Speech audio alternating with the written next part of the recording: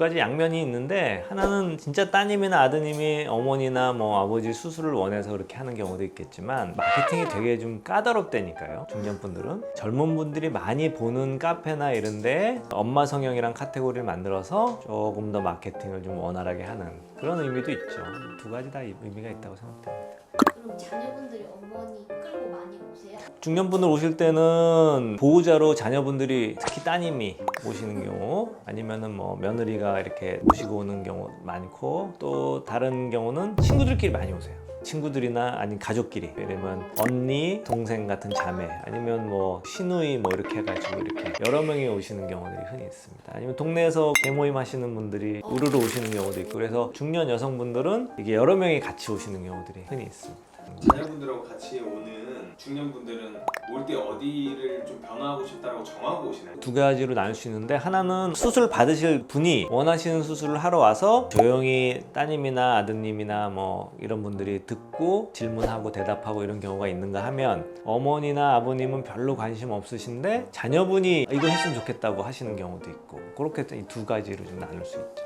중년 여성 하면 좋아하는 수술 딱 세 가지만.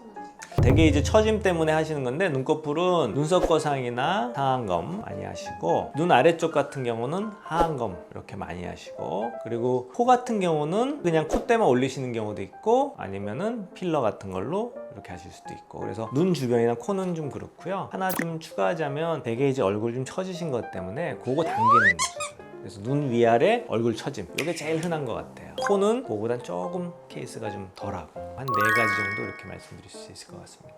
엄마 이렇게 큰 맘 먹고 돈 들여서 해줬는데 부작용은 그런 거 없어요? 어떤 수술인지 부작용이 제로인 수술은 없어요. 리스크가 다 있거든요. 부작용 같은 경우는 출혈이 많이 돼가지고, 특히 하안검이나 눈밑 지방 재배치 같은 경우 문제가 되는 경우 있을 수 있기 때문에, 그 전에 혈액순환 개선제나 이런 지병이나 이런 거에 대한 관리가 좀 더 꼼꼼히 있으시는 게 좋죠.